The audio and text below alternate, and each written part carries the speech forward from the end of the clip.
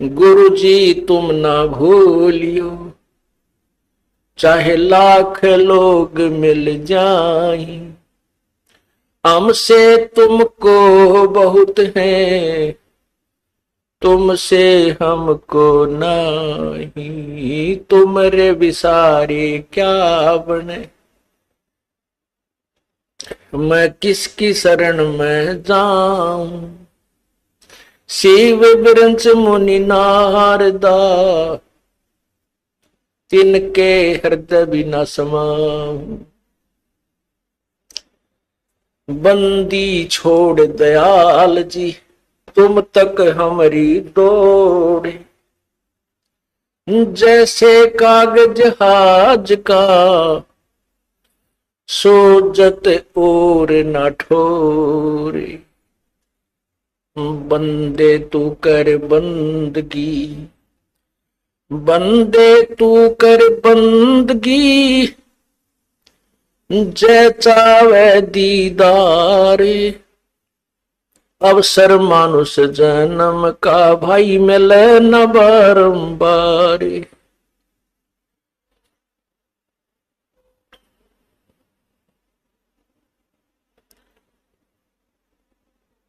मानुष जन्म पाके जो नहीं रटे हरि नाम, भाई जैसे कुआ जल बिना फिर वो बनवाया क्या काम, लूट सको तो लूटियो राम नाम की लूटी, पीछे फिर पछताओगे हे प्राण जाएंगे छूटे, कबीर ये माया अटपटी, सब घट आने अड़ी, किस किस को समझाऊं या कुएं भांग पड़ी,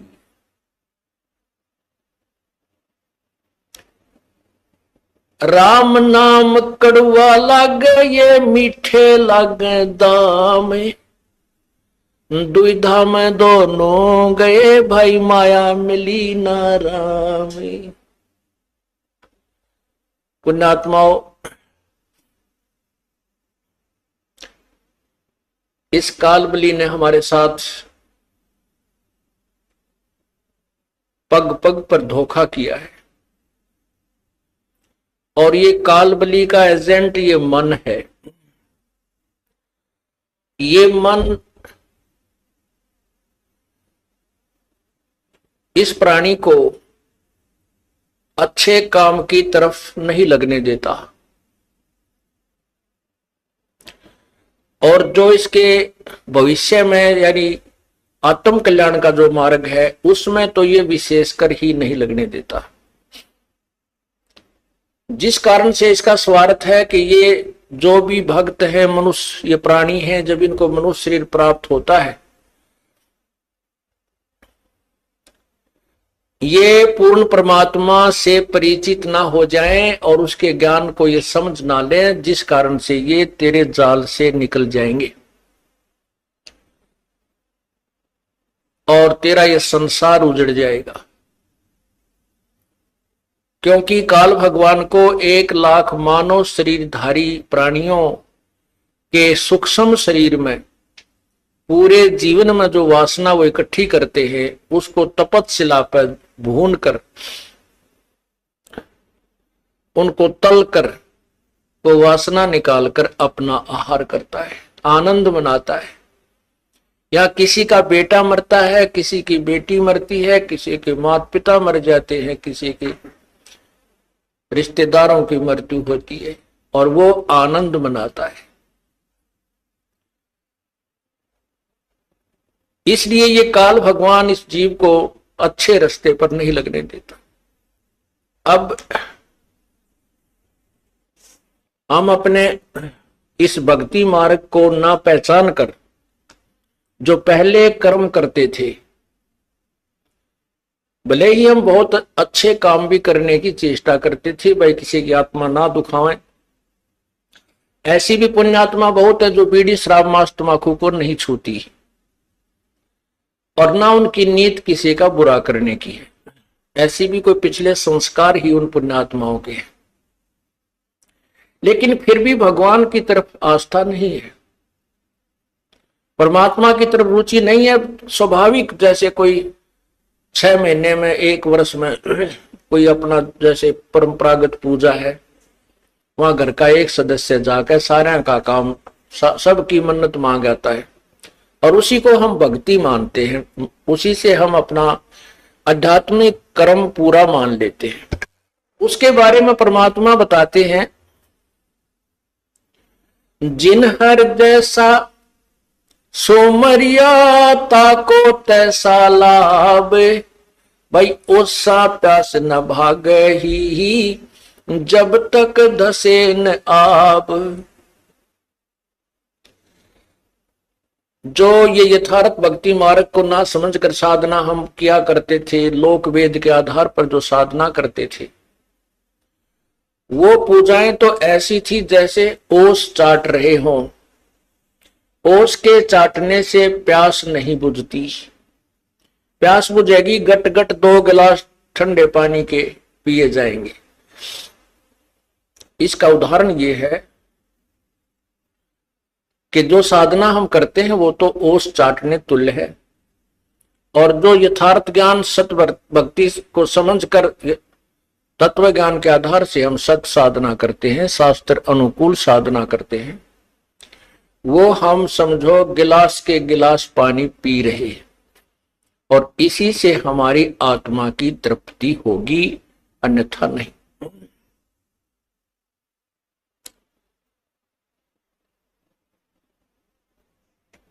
परमात्मा बताते हैं,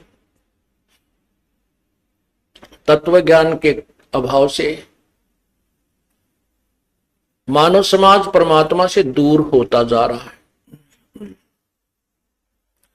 और विकारों के बहुत निकट पहुंच चुका है, और पूरे मानव समाज में, पूरे विश्व में आग लगी हुई है। केवल माया ही उद्देश्य रह गया है, ना लज्जा रही, ना कोई किसी का जो है आपसी मेल जोल की परवाह रही, बड़े छोटे की कान नहीं रही, क्योंकि हम तत्व ज्ञान से दूर हो गए। भाई बहन का प्यार नहीं, केवल माया ही प्रथम दिखाई देती है। रिश्तेदारी भी स्वार्थ से ही है। तो परमात्मा ये समझाना चाहते हैं कि ये माया बड़ी अटपटी, सब घट आन अड़ी, और किस किस ने समझाऊं, या तो कुआं बांग पड़ी। अब जैसे किसी ने कुएं के अंदर और 1 क्विंटल भांग घेर दियो, अब उस पानी को जो भी ग्रहण कर रहा है उससे का नशा हो जाता है। और नशे वाला व्यक्ति कैसे बोलता है, कैसे चलता है, उसकी क्या प्रक्रिया होती है, तो वो सभी नशेड़ियों की एक जैसी होती है। यही परमात्मा हमें समझाना चाहते हैं। अब हम किसी से कहते हैं, आप भी कहते हो कि परमात्मा के चरणों में चलो, भगवान का नाम लो, परमात्मा के निकट पहुंचो, भक्ति करो, ये मनुष्य जीवन बर्बाद हो जाएगा।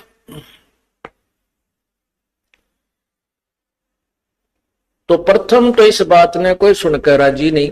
क्या कहते हैं भाई, काम भी तो करना है, सत्संग में जाए तो के पार पड़े है, के पूरा पट्टे है, यानी कोई ना कोई बहाना ऐसा अड़ा कर बैठ जाते हैं कि वो कहने वाला चुप ही, समझाने वाले को चुप ही होना पड़ता है कि भाई यो नहीं मानना, कति ढीठ हो रहा है। तो उसके बारे में परमात्मा बताते हैं।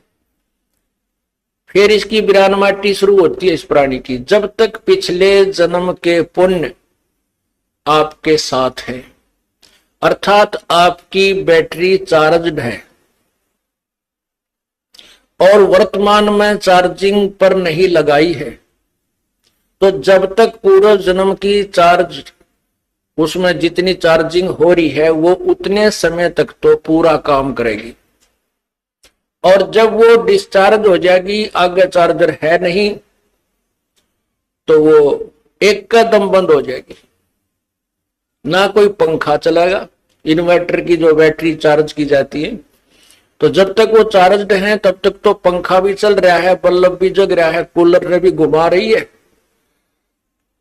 और भविष्य में वो चार्ज नहीं की गई तो एक कदम बंद हो जाएगी, ना पंखा चलेगा और ना कोई उजाला रहेगा। परमात्मा क्या बताते हैं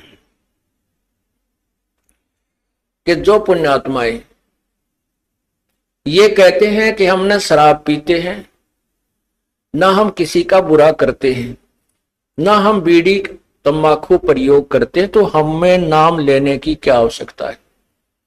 हमने तो नाम ले ही रखा है, हम तो भगवान के वैसे ही निकट हैं। पुण्यात्माओं, यही ज्ञान सत्संग में समझाया जाता है जो हमें नहीं है।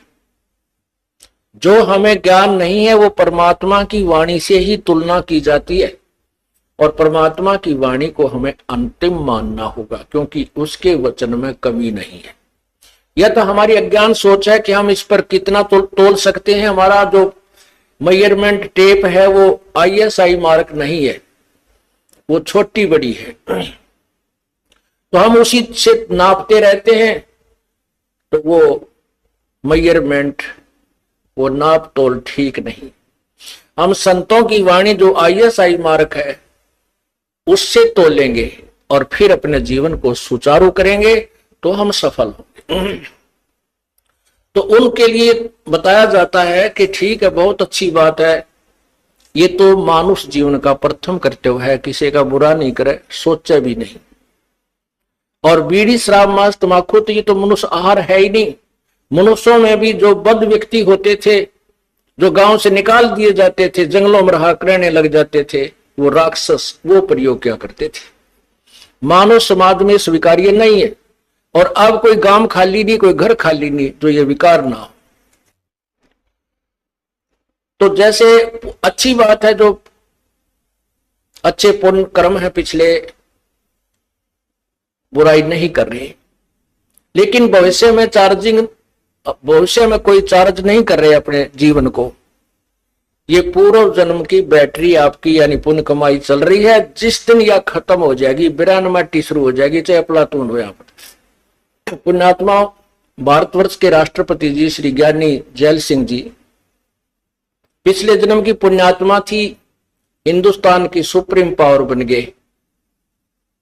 और जब वह बैटरी डिस्चार्ज हुई, एक्सीडेंट हो गया, 6 महीने तक पैरालाइसिस होकर बोला भी ना जाओ था और तड़प कर मरना पड़ा। यदि उस पुण्यात्माओं को मार्ग ठीक मिल जाता, अच्छी बात है, भगवान ने पिछले जन्म के कुछ अच्छे संस्कार दिए हैं और जिस कारण से उसको उच्च पोस्ट प्राप्त है, वो पिछले जन्म की कमाई है। भविष्य की कुछ तैयारी नहीं की तो बैटरी डिस्चार्ज हो गई। इसीलिए सत्संग में समझाया जाता है कि जो बुराई नहीं करता और नाम भी नहीं जपता, गुरु भी नहीं बना रखा, एक व्यक्ति वो, और एक व्यक्ति वो है जो बीड़ी शराब मांस तम्बाकू सारी को बंद करता है, और उसको वो व्यक्ति जो कुछ भी बुराई नहीं करता, अपना सीधा जीवन जी रहा, नाम वो भी ना लेता और नाम वो विकारी भी नहीं लेता, दोनों बराबर हैं। दोनों बराबर हैं कैसे हैं कि जैसे एक खेत 1 एकड़ जमीन खूब बांस मार के छोड़ रखी है, उसमें कोई घास नहीं, कोई अड़ंगा नहीं, कोई डले नहीं, और उसके दूसरे किले में घास फूस खूब उगा पड़ा है, झाड़ जंखार झाड़ी भी जाम रही है, अर्थात बंजर पड़ा है। और उस जो समार रखा वो किला, उसमें भी कुछ नहीं बीज रखा, उसमें बीज नहीं बो रखा, तो वो उसी के बराबर है। दोनों यूजलेस हैं, व्यर्थ हैं। अब किसान जो होता है वो बड़ा परिश्रमी, और उसको ज्ञान होता है कि जो ये बंजर जमीन पड़ी है ये भी उपजाऊ हो सकती है, उसका तरीका किसान को होता है। उस बंजर सभी जमीन को भी वो अपनी पूरे प्रयत्न से कभी पहले उस घास को काटेगा, झाड़ियों को गंडासियों तक काटेगा, फिर उसको जो है ट्रैक्टर से, हल से उसकी गुड़ाई करके संवार लेगा।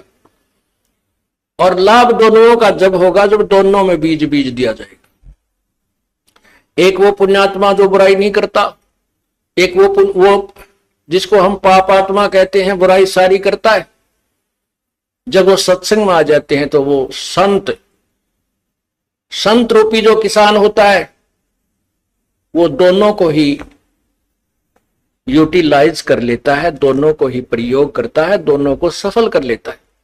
ठीक है, जो पुण्यात्मा बुराई, शराब, बीड़ी, शराब, मांस, तंबाकू नहीं प्रयोग करती तो वो तो समरा खेत है, उसमें तो बीज है, वहां शेष है। और जो सब बुराइयां करते हैं, डाकैते ही मारते थे, वो भी संतों के सत्संग ने सुनकर उनकी भी वह खेत समर गया और बीज बीज दिया और बंजर जमीन घनी गजब की उग्या करे, बहुत जबरदस्त उपजाऊ होती है। पुराने इतिहास देख लो, जितने भी ज्यादा बद व्यक्ति थे, जब उनको सच्चा ज्ञान मिला उन्हें उस साइड में भी इतना डूंडा ठा दिया और आज सुप्रसिद्ध है। तो पुण्यात्माओं, ये तो मानुष जीवन समारे पार पड़ेगी, चाहे इस जन्म में या फिर कभी सूत बैठे कुत्ते गधे सुअर की जूनी भोग कर फिर मनुष्य जन्म में यू काम तो करें पार पड़ेगी। अब आपको मनुष्य जीवन भी है और सत्संग सुनने को भी मिल रहा है। अब भी आप सफल नहीं होगे तो तुम्हारे जैसे निर्भाग नहीं, और आप जैसे भागवान भी नहीं, क्योंकि आपको परमात्मा ने मनुष्य जीवन दिया और ये तत्व ज्ञान आपके कानों तक पहुंचा दिया और आपकी रुचि बनी। और अब कभी रह गए फिर कितना ठिकाना धरती पर नहीं आपको। तो परमात्मा क्या बताते हैं, जो सत्संग नहीं सुनते, सत्संग में नहीं आते, उस मानव समाज को केवल वही ज्ञान है जो वो आपस में परस्पर डिस्कस करते रहते हैं। उससे बाहर की कोई बात उनको ध्यान में लाने की चेष्टा करता तो उनको स्वीकार्य नहीं होती, तुरंत रिजेक्ट कर देते। सत्संग में तो पाखंडी लोग जाते हैं, सत्संग में तो ऐसे व्यक्ति जाते हैं और वो सारी बुराई करें, किसी की बहन बेटी तक तो छोड़ने को ना, पड़ोसी का धन लूट ले, वो भी सत्संग में आने वालों को बुरा बताते हैं। ये उनको सत्संग में ना आने के कारण ऐसी धारणा बन जाती है। तो परमात्मा कहते हैं, राम नाम कड़वा लगे, राम नाम कड़वा लगे, ये मीठे लगे दाम, दुविधा में दोनों गए, भाई माया मिली न राम। एक समय की बात है, जब हम इस मार्ग पर लगे ही लगे थे और विशेषकर ऐसी घटनाओं को ऊपर विशेष दृष्टि जाती थी, आत्मा में ठेस पहुंचती थी। एक बहुत बड़ा पैसे वाला व्यक्ति था, सुनार का काम किया करता। उसके 2 बच्चे थे, एक लड़का एक लड़की, और 2 वो पति पत्नी। लड़की का ब्याह करना था, लड़की का, और उसके पास इतना पैसा था गिनती नहीं। लड़की का ब्याह करना था, लड़की ये हिसार के आसपास के यही का रहने वाला था, और लड़की की शादी राजस्थान में एक अच्छे सेठ यानी बड़े सुनार के, वो भी बड़ा पैसे वाला था, वहां करनी थी। तो लड़की के कपड़े, जेवरात और वहां जो दहेज में देने की वस्तु जो देनी थी वो खरीदने के लिए दिल्ली जा रहे थे। और आसी और महम के बीच में एक ट्रक के नीचे एक्सीडेंट हो गया, दोनों अब आमने सामने टक्कर होगी, चारों के चारों वहीं मर गए।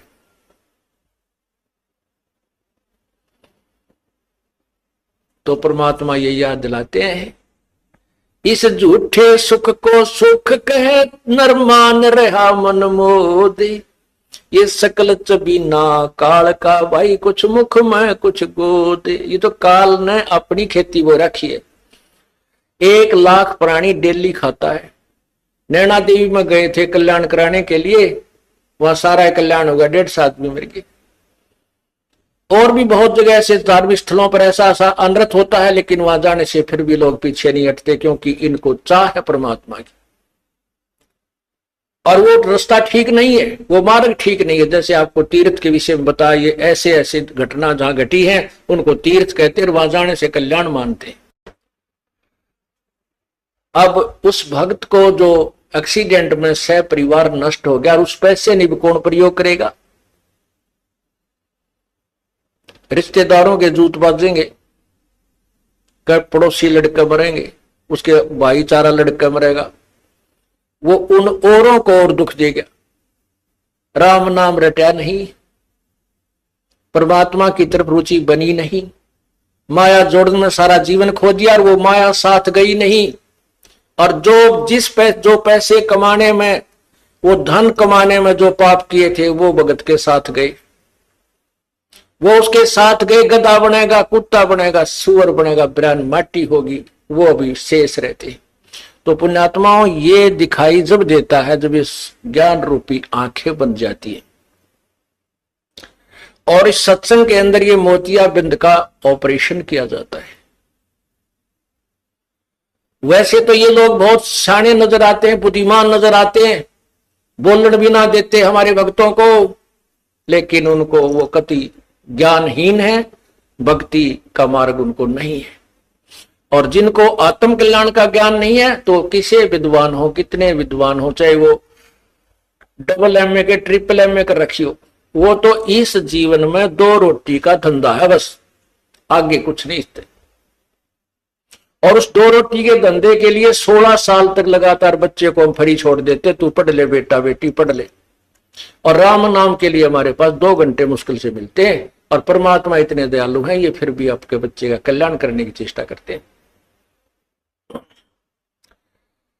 यदि हम इस मार्ग को ढंग से समझेंगे तो ऐसा ही करना पड़ेगा, हमारे को समय भी लगाना पड़ेगा, 2 पैसे पुण्य भी करना पड़ेगा। अब क्या कहते हैं अनजान लोग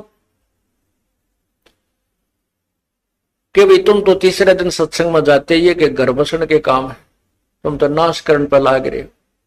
अरे ये वो व्यक्ति कहते हैं जिनने ज्ञान कति नहीं, और जिनको ज्ञान हो गया वो के मानने उनकी बावड़े, वो उनने बावड़े लागे। एक कोई दिल्ली का रहने वाला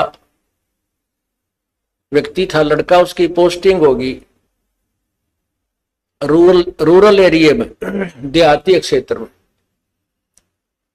और वो पहले दिन जब उस गांव में जा रहा था जहां उसकी ड्यूटी थी, रास्ते में एक किसान गेहूं बोया था, और उसने गिठड़ी खोल के गेहूं की बारख रखी, 40 किलो पक्के, और उसमें तो एक थैला भर के बैलों के पीछे पीछे एक पाइप में के, और बैलों को जोत रखा हल में, और पीछे पाइप बांध के उसमें के वो गेहूं मिट्टी में मिला रहा। तो वो बाबूजी आके खड़ा हो गया, अक भाई यू आदमी पागल है के सांग है इसका, यू भी इतने बढ़िया गेहूं को, ये खाने की वस्तु गेहूं देख रखे थे उसने, पर ये नहीं मालूम था इसका प्राप्त, इसको बीजने का या ये गेहूं बनते कैसे हैं, इसका प्रोसीजर क्या है। इससे वो कति अनभिज था। उसने गेहूं अपने घर में मोल लाए हुए देख रखे थे कि ये बहुत अच्छी ये रोटी बनती है, गेहूं की रोटी। और बुद्धिमान इतना था कि हमारे देश में खाद्य सामग्री की कमी है, हमने ये करना चाहिए वो तो वो अपने ज्ञान के आधार पर, अपनी बुद्धि के आधार पर वो वहां खड़ा खड़ा सोच रहा था। अब वो किसान ने गेहूं बोता हुआ जा रहा है, वो थैला खत्म हो गया, दूसरा फिर भर लिया और फिर शुरू हो गया बोना। तब वो व्यक्ति उस बाबूजी आ रहा था दिल्ली वाला, वो कहने लगा रहा बैला वाले बात सुनना मेरी। अब हाड़ी ने सोचा को रास्ता पूछता होगा, बताए तुम्हारा नया आदमी दिखा है। उसने हल छोड़ दिया, बैलों को रोक दिया और फ्री कर दिया। अकान जी क्या बात है? ने बोला भाई तू पागल तो नहीं है? वो किसान ने सोचा भाई ऐसा क्या सोच देखा इसने, पागल तो नहीं है। वो बोला जी क्या बात है कि भाई साहब आप इतनी बढ़िया गेहूं को, इतने बढ़िया कणक को और मिट्टी में मिला रहे हो, बर्बाद कर रहे हो। देश में पहले ही खाद्य सामग्री की अभाव है, तो क्यों बर्बाद कर रहा है इसको। तब वो किसान समझ गया ये तो पंद्रह रहा कि थे, इसने न्यो ही नहीं बेरा उल्लू ने, ये गेहूं बो रहा हूं क्या बर्बाद कर रहा हूं। तब उसने समझाया कि बाबूजी मैं बर्बाद नहीं हो रहा, मैं आबाद हो रहा हूं। आज ये मिट्टी में जो गेहूं में मिला रहा हूं, ये 6 महीने के बाद मुझे आबाद करेंगे। एक गेहूं के, एक बीज के इतने सारे गुच्छे से पौधे उगेंगे और एक एक पौधे में एक बाली आवेगी और एक एक बाली में 40-50 गेहूं इसके अंदर होंगे। तो बाबूजी वो शहरी भक्त ने सोचा क्या भाई तू जादूगर है। अक नहीं, मैं जादूगर नहीं हूं, ये गेहूं पैदा करने का प्रोसीजर ही ऐसा। मैं बोला मैं तो ना मानू। तो उसने कहा आप 2-4 महीने के बाद फिर चक्कर लगाना। वो किसी शहर में नौकरी थी और वो ऐसे गांव में आता जाता था, लेकिन उसका जची नहीं यह बात, क्योंकि उसने ये देखा नहीं था। वो फिर कुछ महीनों के बाद विशेष कर आया, उस आदमी से पूछूं जाके क्या रहा, उसने माटी में गेहूं मिलाए थे। वहां आकर देखता है तो हरी भरी वो फसल लहला रही है और गेहूं पर बाली आई हुई है, सुनहरी रंग पकड़ा हुआ है और वो किसान भी वहीं अपने खेत में आसपास घूम रहा है। तब उस शहरी बाबूजी से ने पूछा भाई ये क्या हो गया, ये क्या है। कहने लगा ये वही है जो मैं बनाना चाहता था। अब उसने एक बाल तोड़ी और ऐसे ऐसे करके दिखाई, फूंक मार के देख, एक गेहूं डाला था और ये ऐसी ऐसी इस एक पेड़ में, एक पौधे में, और ये 10-12 बाली आई है। तब उस बाबूजी का पेटा भरा, भाई ठीक तू तो आदमी शाना लिकड़ा, मैं तो तुझे मूर्ख समझ रहा था। किसान बोला मैं तुझे मूर्ख समझ रहा था। अब यो फैसला तो नहीं हो जब ज्ञान आमने सामने प्रैक्टिकल हो ले। तो ये जो आज आप लोगों को मूर्ख समझते हैं, जो माया के पुजारी, और ये सोचते हैं ना जोड़ जोड़ के बैंक में धरे जाएंगे, बढ़ देंगे, बैंक ब्याजते नहीं। एक बालक बीमार हो गया ना, 2.5 लाख में पांडा छूटे। जो भयंकर बीमारियां हो जाती हैं, कि तो गुर्दे खराब, कि तो हार्ट में प्रॉब्लम, या कि तो कैंसर रोग, कि तो एड्स शुरू हो जाती है। पर कहते हैं धर्म तो धस के नहीं, ये दस के तीनों लोग, खैरायत में खैर है भाई कीजिए आत्म पोख। अब जैसे आज आप उस शहरी व्यक्ति जैसे इस ज्ञान को न जानने वाले व्यक्तियों की बातों को सुनकर जो ये कहते हैं कि तुम क्यों पैसा बर्बाद करते हो, तीसरे दिन सत्संग में बैठे रहते हो, तो अब वर्तमान में तो ये पैसा आपका मिट्टी में मिलता नजर आवे, क्यों कुछ तो किराए वाले ले लें रास्ते में, कोई जीपों वाले, कोई बसों वाले, और फिर यहां दान करते हो खुले आते। अब तो वर्तमान में तो यू मिट्टी में डाला जा रहा है, और फिर देखना यो खेती, ये जो आपको फल देगा, आपको इतना फल मिल जाएगा कि आप पैया माया धरी नहीं जाएगी कितने ठिकाने से। परमात्मा कहते हैं फिर इस माया को अपनी मत समझना, इसको घनी अच्छी मत समझना, ये तेरे जी का झाड़ बन जाएगी और तुझे मोक्ष मार्ग से रोक लेगी। तो इसलिए परमात्मा कहते हैं साईं इतना दीजिए जिसमें कुटुंब समावे, हम भी भूखे ना रहे अतिथि न भूख हो जाए। इतना मांगियो भगवान ते, परमात्मा हाथ भी खुला रहे जा, और घना ना दे दियो कदे मैं इससे मुड़ पड़ो जो काड़े कोठी कारा फैक्ट्री में लगा रहा हूं और बिरान माटी हो जाए। तो पुण्यात्माओं, परमात्मा ने उदाहरण दिया अपने आप पर। सारी सृष्टि के संचालक उत्तम पुरुष है तो अन्य परमात्मा इति उदाहरते। यह लोक त्रयम्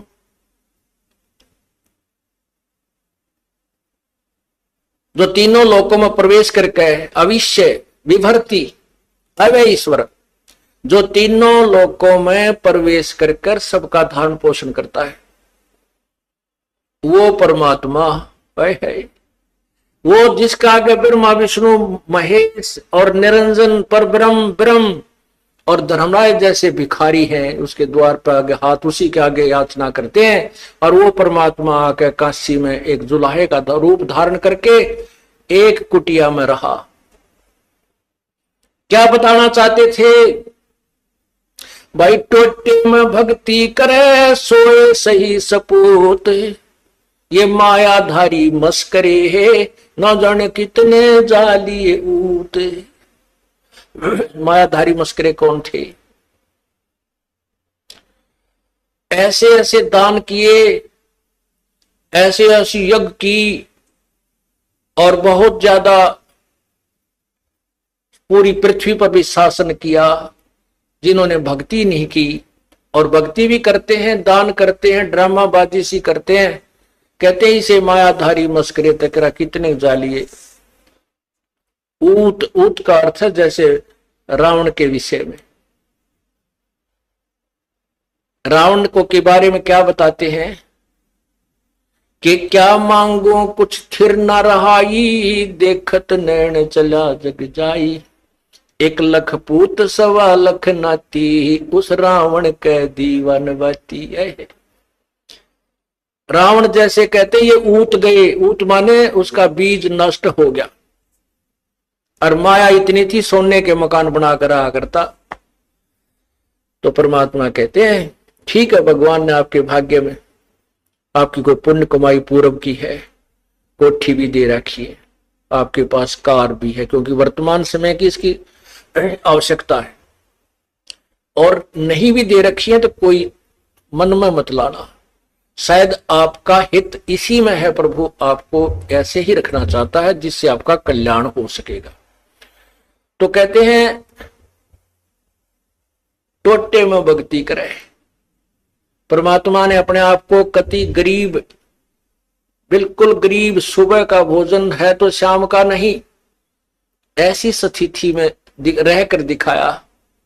और जब वक्त पड़ा, उन दुष्ट आत्माओं ने भगवान के साथ मजाक कर दिया और चिट्ठी लिख दी सब जगह के कबीर भंडारा करेगा, 18 लाख आदमी मेहमान बन के आएंगे।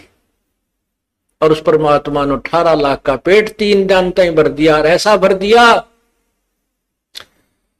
कि हर प्रकार के पकवान, देसी घी के बने हुए जलेबी, लाडू, कसौड़ी, पकौड़ी, दही, बड़े, खीर, हलवा, हर तरह से उनको करके दिखा दिया। तो क्या दिखाते हैं, क्या बताते हैं परमात्मा? यदि तू राम नाम का धनी है तो परमात्मा तेरे साथ है। 18 लाख आदमी आप इकट्ठे हो जाओ, जब सरकार नहीं हिल जाता सारी, जब उसने शाम की रोटी दे दी, सुबेरे की नहीं पावे इंदौर, और बना नहीं सकते, व्यवस्था भी नहीं कर पाएंगे। तो कहने का भाव, ये पूरी बड़ी सरकार है, सारी सृष्टि का संचालक है, और सतलोक से लेकर आए परमात्मा वो सारा आहार अपना कह लगे इस कंगाल देश से, ब्रह्मा विष्णु महेश और ब्रह्म परब्रह्म के लोगों से क्या लेंगे, मेरे से ही मांगते। सतलोक से लेकर आए थे, 9 लाख बैलों के ऊपर सामान भरकर दिखाया, लाए और फिर वहां तंबू ला दिए सबका। 3 दिन तक 18 लाख आदमियों के ओए होए बल्ले बल्ले कर दिए परमात्मा ने। कहने का भाव ये है पुण्यात्माओं के टोटे में भक्ति करे, परमात्मा से उल्टा ना हटा, चाहे कितना ही आप सोचते हो कि नुकसान है, पैसा नहीं बन रहा है, आप राम नाम का धन घना जोड़ रहे हो, और राम नाम का धन है तो आपके साथ भगवान है, भगवान है तो फिर आपके पास कमी क्या है? परमात्मा कहते हैं कबीरा सब जग निर्धना, धनवंता ना कोई, धनवंता सो जानियो जिस पे राम नाम धन होवे। अब परमात्मा कहते हैं देते को हर देत है जहां तहां से आन, और ना देता वो मांगते फिरियो फिर भगवान सुने नहीं कान। आज आप देखते हो एक ही घर में 4 भाई है, एक तो आईएएस ऑफिसर बना हुआ है, एक भाई अध्यापक है, और एक भाई बॉलीवुड कति नोरा है सारा दिन, और एक ही माता पिता के, और एक खेती कर रहा है। एक ही माता पिता से चारों का जन्म है, और एक सी परवरिश माता पिता ने दी, एक जैसे स्कूल में पढ़ाने की चेष्टा की, लेकिन भाग न्यारे न्यारे बटके। वो भाग कब बनाए थे उन्होंने? वो कभी पूर्व जन्म में बनाए थे। पूर्व जन्म में वो भक्ति साधना की हुई उनके साथ आज है, और वही मिलेगा। लेकिन जब पूर्ण परमात्मा की शरण में हम आ जाएंगे तो उनसे अलग भी मिलेगा जो हमें आवश्यक होगा। इतना अधिक नहीं देंगे जिससे आप उस माया का माया डूब कर मर जाओ। इस माया से तो परमात्मा हमें दूर रखना चाहते हैं, और इतना अवश्य देना चाहते हैं, इतना अवश्य देना चाहते हैं कि बच्चे का दिल ना टूट जाए, ये भक्ति करता रहे। तो क्या बताते हैं? देते को हर देत है जहां तहां से आन, और नहीं दिया जिसने वो मांगते फिरियो फिर परमात्मा सुने नहीं कहा। वो भी व्यक्ति हैं, वो भी मनुष्य हैं जो हाथ फैलाए सारा दिन फिरते हैं, दिए बाबूजी, कागज चुकते हैं। लेकिन वो अगर राम नाम ले लें, भक्ति करें, तो वो साहूकार है भगवान के दरबार के।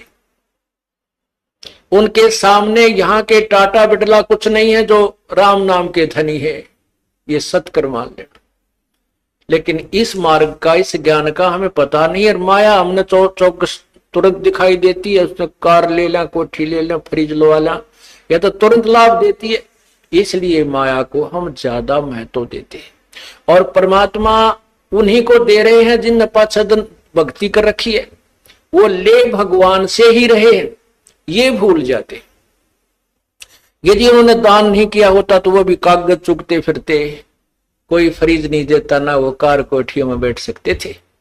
देते को, लेकिन अब वो नादानी क्या कर रहे हैं, क्योंकि आगे की बैटरी नहीं लगा रहे चार्जिंग पर, वो अपना वो डिस्चार्ज वो खत्म हो जाएंगे, अंत में बर्बाद हो जाएंगी वो बैटरियां, अर्थात वो जीवन नष्ट हो जाएगा।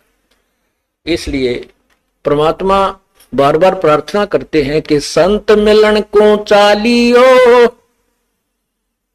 दिन में कई बारे, आसोज के में जो ये गणा करें उपकार।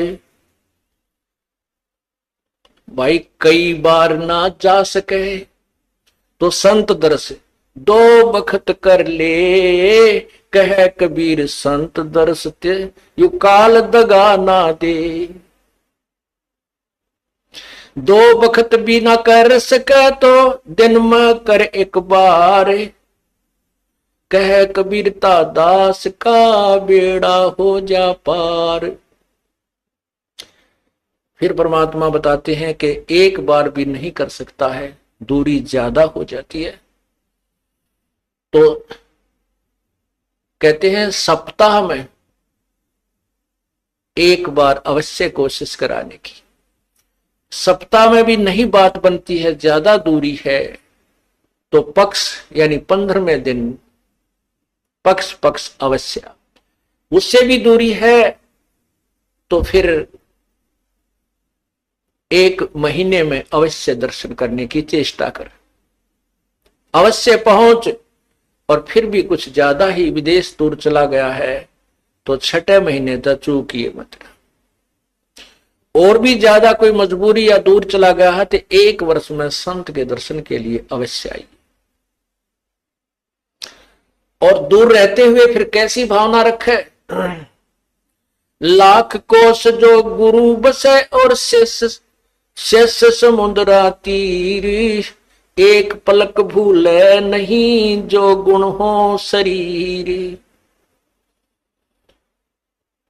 कहते हैं गुरुजी चाहे लाख कोस की दूरी पर बैठे हैं लेकिन दिल से दूर नहीं होनी चाहिए। तो 1 साल में कोस अवश्य पहुंचना चाहिए। अब यहां भक्तों के शंका आती है कि गुरुजी अब 1.25 वर्ष तक अज्ञात रहे, दर्शन नहीं हो सके, तो क्या हम हमारे ऊपर, क्या हमारा जो नाम तो फिर खंड नहीं हो गया है? ऐसा कुछ नहीं है।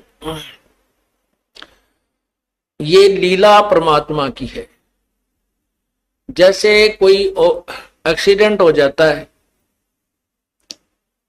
और वही उसमें टांग टूट जा, प्लास्टर बांधे रहना पड़ता है और चारपाई पे लेटा पड़ा रहना होता है। लेकिन जब ठीक हो जाए, जब थोड़ा ही पड़ा रहना है, फिर तो काम करे, घूमे, फिर अपने सारे कार्य सुचारू करे। तो ये कोई लीला है परमात्मा की, इनमें ऐसा कोई दोष नहीं आता। क्योंकि आप तो रो रहे थे, आप गुरु जी से दूर नहीं थे, आपकी आत्मा तड़फ रही थी और उन नादान लोगों ने स्वयं भी पाप कमा लिया, जिन्हें हमारा विरोध करके ये ऐसा झूठा केस बनाकर परमात्मा के कुत्तों को सजा, उन्होंने हमारे को प्रताड़नाएं दी है, जेल में डाला। अब मुझे इस बात का डर है कि उन गेला के बनेगी। इतनी आत्मा रुआ रखी है उन्होंने, उनकी हाय पाड़ का दर देगी, उनके मनमान कई पीढ़ियों तक का नाश कर देगी। हम किसी को दुर्शीष नहीं दे रहे, लेकिन उनके किए हुए कर्मों का प्रतिफल बता रहे हैं। ऐसी बिरान माटी होंगी उन लोगों की, कुत्ते बनेंगे, कीड़े पड़ेंगे, खाज लगा करेगी, टांग टूटेंगी। ये मुख्य दोषी वो लोग हैं जो स्वार्थवश जनता को गुमराह करके और संतों का विरोध कराते हैं। लेकिन दोष उनको भी लगेगा जिन्होंने पाखंडियों की बात बिना देखे सुने मान ली। तो पुण्यात्मा उसमें दोष नहीं था, आपकी तो अधिक कर्म बने हैं, आप हृदय से रोए हो। जैसे धर्मदास जी को परमात्मा ने 6 महीने तक तड़पाया था, उसके अंदर की कसक देखने के लिए और बनाने के लिए, और फिर जब वो परमात्मा मिले तो और अधिक प्रेम से, और प्रेम और बढ़ा हुआ था। तो पुण्यात्मा यही समक्ष प्रत्यक्ष प्रमाण है कि कोई भी बच्चा परमात्मा से दूर नहीं हुआ, आपकी दूनी कसक पड़ी है। तो वही आपने ये ज्ञान समझ लिया कि जैसे बंदी छोड़ दयाल जी तुम लग हमरी दौड़, और जैसे काग जहाज का सूझ और निठर। आप इतना ज्ञान युक्त हो गए हो जैसे समुद्री जहाज के ऊपर शाम के समय कौवा इस दृष्टिकोण से बैठ जाता था, जो 4 बजे से जहाज प्रस्थान होता बंदरगाह से, कि ये खाना खाएंगे और वहां टुकड़े खाऊंगा। तो पूरा बाजार सा लगा हुआ होता है समुद्री जहाज में, सारी व्यवस्था होती है, होटल भी होते हैं, वहां कैंटीन भी बनी होती है, सब तरह की दुकानें होती हैं, एक शहर सा होता है। पुराने समय की बात है जब ये इंस्ट्रूमेंट नहीं थे जो वर्तमान में है, जो बहुत सेंसिटिव इंस्ट्रूमेंट नहीं थे, उसमें एक वो रखा करते थे दिशा सूचक, और वो दिशा सूचक को भी कोई ऐसी जो चुंबकीय चट्टान होती थी वो डिस्टर्ब कर देती थी, उसकी दिशा को बदल दिया करती थी। तो जब वो उस दिशा सूचक को चेक करने के लिए ये ठीक काम कर रहा है या नहीं, हम अपनी सही दिशा में जा रहे हैं या नहीं, उसके लिए वो क्या तरीका अपनाते थे उसकी जांच का, कि जो कौवे ऊपर बैठे होते थे उनको डड़ा मारते थे पत्थर, उनको जहाज से विवश कर देते थे उड़ने के लिए, तो वो कौवा वहां से उड़कर चल पड़ता। और कौवे में परमात्मा ने एक विशेष ऐसी वो दे रखी है, उसके अंदर ऐसा इंस्ट्रूमेंट ला रखा है कि वो उस दिशा को नहीं भूलता जिस दिशा से वो चला था। वो ये ख्याल रखता है कि मान ले ये मुझे यहां से धक्के मारेंगे तो मैं फिर उस दिशा में अपने घर की तरफ चल पड़ूंगा। वो आंखें रात्रि में भी उसी चिंता में उस दिशा को भूलता नहीं। और रात्रि के समय वो जहाज निकल जाता 200 किलोमीटर, और वहां जब वो 200 किलोमीटर जहाज चला जाता तो वहां जल ही जल नजर आता था, कोई आसपास कोई शहर या किनारा दिखाई नहीं देता। तो वो काग उड़ता वहां से, वो कौवा उड़कर चल पड़ता है अपनी उसी दिशा में जिस दिशा से वो जहाज चला था। अब कौवा तो उड़ रहा है, तो वो जहाज वाले अपने दिशा सूचक को चेक कर लेते थे, ये सही है, अब सही दिशा में चल रही या नहीं। उधर से वो कौवा जाता है 10 किलोमीटर 20 किलोमीटर, फिर आगे देखा कि तो बैठने जगह कोई नहीं, वो फिर मुड़कर देखता है कि उसको वो जहाज ही दिखाई देता अपने प्राण बचाने के लिए। वापस आकर के वो उस जहाज पर ही विश्राम पाता है। तो पुण्यात्माओं, जब आप इस ज्ञान से पूर्ण परिचित हो जाओगे, उस समय आपको इस सतलोक आश्रम क्रोथा और बरवाला और इस दास के अतिरिक्त और कबीर परमात्मा के अतिरिक्त तुम्हें कोई स्थान दिखाई नहीं देगा। सब डूबने का होगा, पैर रखते ही डूबने का होगा, क्योंकि चाहे कितने प्यारे और कितने ही नेक भाई बहन रिश्तेदार हैं, वो तो इसी समय में हमारे साथ रहेंगे। आगे ना जाने अपने संस्कार वो कहाँ जाएंगे, वो हम कहाँ जाएंगे, ना जाने कि तब पशु बनेगा, कोई पक्षी बनेगा, कोई जानवर बनेगा। हो सकता है किसी पुण्यात्मा को मनुष्य विशेष रह रहा, वो भी मिल सकता है।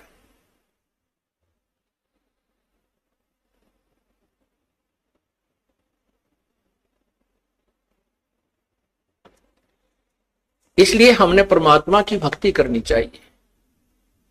और ऐसे आपके अंदर जो तरफ बनी है, अब आपको वो वही कौवे वाला ज्ञान हो गया। आपको परमात्मा कबीर जी के अतिरिक्त इस संसार में, ब्रह्मांड में आपको भगवान दिखाई नहीं देगा, जो हमें सुख दे सके, जो हमें आश्रय दे सके। और जब ये ज्ञान हो जाएगा तब ही हम डूबने तो बचेंगे। ना तो काग को ज्ञान नहीं होता, करा कि तो बैठ जाता समुद्र पर, डूब जाता नहीं, थोड़ी देर में थक के गिर जाता, फिर वैसे डूबना था। तो समझदारी की उसने, वापस आकर वहीं जा शरण ले ली। तो अब ये भी हुआ है कि जिनको हमने धमका दिया था, खुरका दिया था, वो बार बार गलती करते थे, वो आया ना करते, नाम भी छोड़ दिया था, अब वो भी उल्टे आ गए। या और कमाल करी परमात्मा ने, और नए भक्तों का तो कमाल हो गया। 3 महीने दास को जेल से आए हुए हैं, लगभग 4000 व्यक्ति परमात्मा के चरणों में नए आ चुके हैं। तो इससे सिद्ध होता है कि सांच को आंच नहीं होती। परमात्मा कहते हैं, जय कंचन बिष्टा पड़े।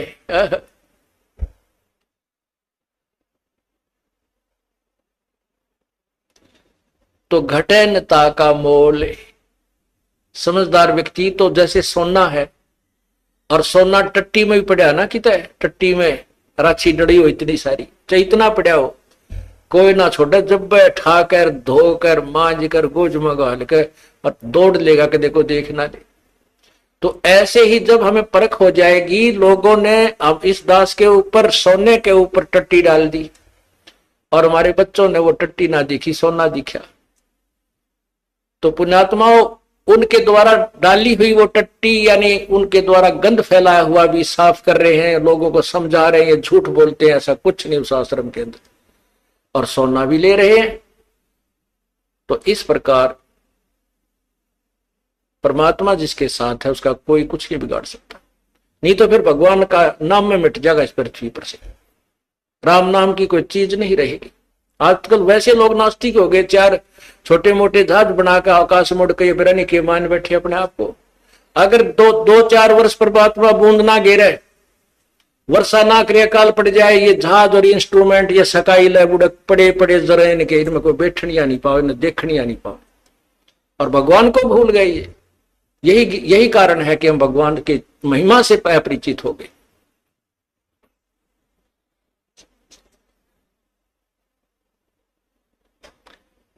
अब प्रसंग चला था, सतगुरु के दरबार में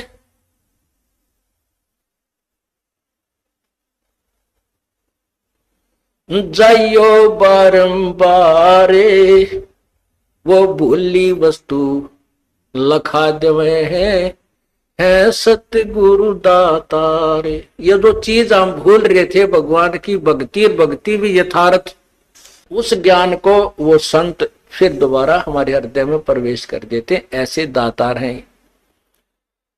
अब पुण्यात्माओं, ठीक है, जो हमसे परिचित नहीं है वो तो लोगों की दंत कथा सुनकर कुछ भी कहते रहे, सुन और कुछ भी कह सकते हैं, क्योंकि जनता का तो काम में यो है। जो भगवान से दूर हैं वो लोग तो जिसी सुनेंगे आगे वैसी ही कहना शुरू कर देते हैं। इस दास ने 17 फरवरी 1988 में परमात्मा की शरण मिली थी और उस दिन के बाद 6 वर्ष 1994 तक दास ने जेई की पद पर सर्विस की। काम करते, अपनी ड्यूटी करते करते भी हम भक्ति करते हैं। हमारा रूल यही है, काम भी करो भगवान ना भूलो, बुराई छोड़ दो। लेकिन 1994 में परमात्मा ने आदेश दे दिए गुरु महाराज ने कि तू इस काम ने संभाल। अब गुरु की आज्ञा का अवहेलन करना भगत का काम नहीं होता। जो गुरु वचन पर डट गए कट गए फंद 84 के, भाई जो गुरु वचन पर डट गए कट गए फंद 84 के। और उन्होंने अचानक मुझे बुलाकर पास बैठा लिया, कहने लगे आज से तू नाम दिया करेगा और जितने भी वर्तमान संगत थी सबको कह दिया और सबको बता देना कि जो इसको गुरु नहीं मानेगा वो मेरा कुछ नहीं होगा। मेरे पसीने आ गए कि मैं तो 2 कौड़ी का जीव, एक मजदूर आदमी, और परमात्मा ये इतना बड़ी जो है ना, इतना बड़ा जिम्मेवारी का काम। और उनके पुराने पुराने भक्त निरे थे, लाल कपड़े पहन कर बाबा जी भी बन रहे थे, उनके साथ रहा करते। उनको सबको निकाल दिया था उनकी त्रुटियां देख जाकर। हमने नहीं पता था कि हो रहा है क्या इनका मालिक का उद्देश्य है। जब वो 104-5 साल की उम्र थी उस महापुरुष की, हमारे पूज्य गुरुदेव की, और कहा मैं तेरे साथ रहूंगा। और तीसरा शब्द एक दिन कहा था कि रामपाल तेरे सब बराबर इस संसार में संत नहीं होगा, पूरे विश्व में तेरे बराबर संत नहीं होगा। अब इस दास का और संत का के मेल था। हम तो भगत थे, दास थे, भगवान की भक्ति करते थे, अपनी नौकरी भी करते थे, बच्चे भी पालते थे। अब कहते हैं साध वचन पलटे नहीं, चाहे पलट जावे ब्रह्मंड, उनका वचन नहीं पलट सकता। उन्हें जो कह दिया सो कह दिया। तो वही ये फल गया। नहीं हमारी तो घर के ना सुने थे, शुरू में अकेला नाम ले रहा था। बालक भी तो बालक छोटे थे, वो तो घर जैसे कहूँ था मान जाए थे, उनकी माँ नहीं मानने, फिर मेरे माता पिता नहीं मानने। अगले भाई पुरानी लाग के ऊपर छोड़ना, बड़े साके में पा आया। फिर परमात्मा से अर्ज करी, धीरे धीरे वो समझन लागे। ना सुनते तो भी बोले जानता बावड़े की तरह। तो धीरे क्यों कान न कैसे बंद करेंगे वहां बैठे हुए। तो ये ऐसा निर्मल ज्ञान है, एक बार अंदर का सुबह कैसी सिरंजा जानते काम करेगी दवाई। तो धीरे धीरे कान के माध्यम से ये दवाई भेजी जाती है। और आज देख लो रंग ला दिया परमात्मा ने। उस परम पिता पूज्य गुरुदेव जी की शब्द शक्ति से सब काम चल रहा है और कबीर परमेश्वर हमारे सिर पर। तो परमात्मा उस दिन के बाद सन 1995 में इतने 21 साल के बाद इतने पाठ हम घर घर पाठ किया करते थे। 3 दिन पाठ करते थे और 1 दिन पहले जाना पड़ता था। ये दास स्वयं सेवा करता था, घर घर जाके उनके सब जहां हमने पाठ करने का स्थान देखना होता था उसकी सफाई करते थे। कईयों का देख कर कमरा होता बड़ा सा, उसी में पाठ भी करना, उसी में खाना भी बनाना, उसी में खाना भी उसी में, सोना भी उसी में। तो उस ढंग से अपनी सेटिंग कर लेते हम, इतनी जगह में पाठ कर लेंगे। तो मेरा जाना अति आवश्यक था उस समय, क्योंकि ये स्टार्ट था भक्ति का और स्टार्ट था इस 500 यज्ञ करने का। किसी को नहीं मालूम था, बच्चे थे सहयोग देने लगे। और धीरे धीरे फिर वो क्या हुआ कि इतने पाठ हो गए कि मुझे नौकरी, पहले तो क्या करता था, शुक्रवार को पाठ प्रारंभ किया। शुक्र शनि ड्यूटी करके सामने चले जाते बृहस्पतिवार को, शुक्रवार को रात में तैयारी करते, शुक्रवार को शनिवार को अब पाठ प्रारंभ करके अपनी नौकरी पर चला जाता, फिर शाम ना आ लेता। शनिवार इतवार की छुट्टी हो जाती, काम चल रहा था। वो हफ्ते में हुए, फिर होने लगे डेली। अब अफसर भी दुखी और मैं भी दुखी, तो फिर उस दिन रिजाइन कर दिया परमात्मा के नाम पर। 18 साल की नौकरी होगी थी मेरी। हालांकि कुछ और भी हमारे साथी कह रहे थे भाई अभी 2 साल और डट जाओ, आपकी पेंशन बन जाएगी। वाह भैया पेंशन तो करा कितनी बार होगी, जो पेंशन ई बनेगी ना, या कद्दे नहीं बनी थी, या असंख्य जन्मों की पेंशन बन जाएगी। तो वो तो इस बात को नहीं समझे थे, उन्हें तो मुझे मूर्ख ही समझा। और दास की सौभाग्य था कि मुझे नौकरी या मजदूरी मिल गई भगवान की, और उसकी पुण्यात्माओं को दलदल से निकालने की। कहते आत्म प्राण उद्धार ही ऐसा धर्म नहीं, और धर्म तो और भी है, दान करते हैं, भूखों को भोजन देते हैं, असहाय की सहाय करते हैं, लेकिन जो आत्म प्राण उद्धारी ऐसा धर्म नहीं। और धर्म तो ये भी है जो गौशाला बना रखी है, धर्म वो भी है जो चिड़िया ऊपर चुग्गा डाल देते हो पशु पक्षियों को, वो भी विकलांगों के जो ऑपरेशन वगैरह कराए जा रहे हैं वो भी धर्म है, अनाथ आश्रम है वो भी धर्म है। लेकिन जो आज गऊ हैं उनकी सेवा कर रहे हैं, अच्छी है, क्योंकि कोई भी प्राणी है, चाहे भैंस है, पशु है, कोई किसी प्रकार का, सबकी सेवा हमने इसी दृष्टिकोण से करनी चाहिए, क्योंकि सब में एक जैसा जीव, वो भी धर्म है। लेकिन अब तो वो आज वो गाय है, आज कोई भैंस है, और जन्म होने के बाद फिर वो सूअर की जूनी में जा सकती है, उस बीमारी तो कौन छुटाएगा उसको। तो ये ज्ञान, ये भक्ति, ये आत्मा इस जीव को उद्धार करेगी। वो फिर 84 लाख योनियों में नहीं जाएगा, या तो मनुष्य शरीर होगा, नहीं सतलोक चला जाएगा। तो कहते हैं आत्म प्राण उद्धारी ऐसा धर्म नहीं। और तो इस दास को ये आत्म प्राण यानी जीव आत्मा के उद्धार की मजदूरी मिल गई, और सहरस शुक्र मनाता हूं प्रभु, आपने कैसे दया करी इस 2 कोटि के जीव पर। और ऐसे निर्मल भगवान की महिमा, ओए होए होए, जिसके नाम लेते हैं रूंग रूंग खड़े हो जाते हैं।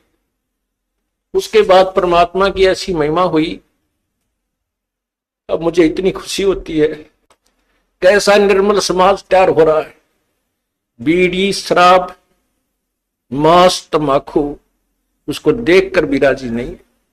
अब ये पुण्यात्मा दोनों हाथों दान करते, और हम पहले लूटन पर लगे रहा करते थे, पाप बढ़ाते थे, ये माया साथ नहीं जानी थी कि इतना नरक इकट्ठा कर रहे थे। और परमात्मा क्या कहते हैं, सतगुरु के सजदा करूं कर्म छुटाए कोटि, और जो ऐसे सतगुरु की निंदा करे फिर जम तोड़ेंगे होठ। अब जो लोग बिना देखे सोचे समझे और भक्तों की संतों की बुराई करते हैं, अब क्या बताते हैं कि सतगुरु के सजदा करो जिसने कर्म छुटाए कोट, करोड़ों पाप कर्मों से हटाकर और पुण्य कर्मों पर लगा दिया। कितने पाप कर्म बचा दिए हमारे। और जैसे ऐसे सतगुरु की जो निंदा करते हैं, कहते हैं उनके जम तोड़ेंगे होठ, यम के दूत उनके इसे लठ मारेंगे, चाहे कितने लागो, मुंह पे, होठा पे। होठ इसलिए कहा कि इस पर ज्यादा दर्द होया करे, सोई भी बुढ़ी आया करे। तो कहते हैं वो जम तोड़ेंगे होठ जो बकवाद किया करते थे, संतों की निंदा करते थे। नित्यानंद जी महाराज ने यहां तक कहा है, भाई तू ना मानता ना, ठीक है अपना और काम कर ले, और कुछ कह सुन ले, पर संत की निंदा मत करिए, ये तेरे लिए बहुत जबरदस्त पाप बन जाएगा। लेकिन जो इस मार्ग से परिचित नहीं है, वो नादान बच्चे आगे में हाथ दे देते, बिजली के तार को छू लेते। और ज्ञान होता सत्संग से, और सत्संग में ये काल नहीं आने देता। तो उस दिन के बाद परमात्मा की ऐसी रजा हुई कि बाग लाग गया भगवान का। और यही प्रार्थना करता रहा, परमात्मा तेरे बच्चे तुझे समझे पहचाने, दास को ये नौकरी दी है, इसमें सफल भी आप ही करोगे। इन लोगों ने तो आपको भी नहीं बख्शा था, जब जिसमें आप यहां आए थे काशी में 120 वर्ष रह कर गए, सारा जीवन आपके पीछे पड़े रहे। उन दुष्ट आत्मा स्वार्थियों ने अपने स्वार्थ के लिए जनता को सत्य ज्ञान नहीं समझने दिया, और परमात्मा को बहुत यातनाएं दी गई। अब उनकी जो यातनाओं, उनके साथ जो हुए संघर्ष को देखकर इस दास का दिल डटा हुआ है कि हमारे साथ तो अभी कुछ भी ना हुआ है, जो उस परमात्मा के साथ कितना तेल के कढ़ाई में डाल दिए, कितना काट काट के घेर दिए, कितना कुएं में डाल के ऊपर तो डले ठोक दिए और फिर भी डोके नहीं पाए। वो तो समर्थ थे और जनता कुछ नहीं बिगाड़ सकी और ना ही उनको समझ सकी। समझना चाहिए था, कुछ लोग समझे भी थे, लेकिन बाद में फिर वो ठीक ढंग से ना लगे तो भगवान ने उनको स्वयं ही रिजेक्ट कर दिया था। परमात्मा क्या बताया करते थे, कैसा एथेंटिक उदाहरण दिया करते थे। अपने आत्माओं क्या बताते हैं, भाई सिर साटे की भक्ति है और कछु नहीं बात, सिर के साटे पाइयो अवगत अलख अनाथ। अब शीश कैसे देना है, शीश ये नहीं भाई काट के सिर चढ़ा दे भगवान के चरणों में, ऐसे नहीं। जैसे आपको परसों के सत्संग में सुना था कि गुरुदेव को समर्पण कर दिया जाए। समर्पण का अर्थ यह है कि जो आज्ञा दे वही की जाए, चाहे वो बुरा लग रहा है चाहे अच्छा लग रहा है, उसमें हमारा हित है, अति हित होता है। और संत क्या कहते हैं, भाई बीड़ी शराब मांस तम्बाकू ये मत पीना। संत कहते हैं चोरी जारी नहीं करना, डाके ना डालना, किसी की जेब ना काटना, ये महापाप है तेरे लिए।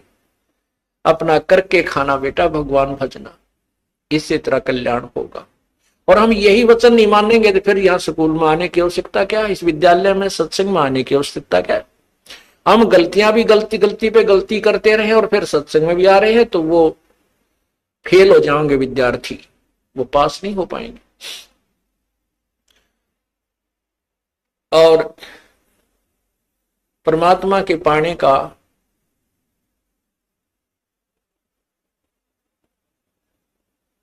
कौन सा तरीका उत्तम है? उत्तम तो अर्थ है कि जैसे आपने सुना है, कुबद कांचड़ी चढ़ी चित पे होया मनुष्य नागरे, सूझे नहीं सजन सुख सागर बिना प्रेम बैरागरे। या कुबद कांचड़ी चढ़गी चित पे तो हो रहा मनुष्य नागरे, मनुष्य के कर्म है बुरा काम नहीं करना, किसी की बाल बेटी की तरफ बुरी नजर नहीं रखा, किसी की संपत्ति की तरफ बुरी नजर नहीं रखा है, अपने जैसा दुख सभी का माने, किसी पशु का बेमतलब लठ नहीं मार दे, है किसी को नाजायज तंग बिल्कुल ही तंग नहीं करना चाहिए। तो ये मनुष्य के कर्म थे, इनको छोड़कर हम अपने स्वार्थवश ना जाने दूसरे को कितना दुखी कर देते हैं, तो वो मनुष्य नहीं रहे, हम सर्प बन गए, दूसरे को विष चढ़ा रहे हैं, कोई ओछी मंदी बाणी कहकर किसी को, किसी की चोरी करके, किसी के ठगी करके, किसी की निंदा चुगली करके, लड़ाई करवा के हम नाग हो गए। और सूझे नहीं सजन बिना प्रेम बैरागरे, वो सुख सागर यानी परमात्मा, सुख सागर माने परमात्मा जो सभी सुख देने वाला है, उसकी प्राप्ति बिना प्रेम और वैराग के नहीं हो सकती। वैराग का अर्थ ये नहीं है घर त्याग का जंगल में जा बैठना, उसके बारे में परमात्मा ने बताए थे, एक नारी त्याग दीनी पांच नारी गैल वे, पाया ना द्वारा मुक्ति का सुखदेव करी बहुशैल वे।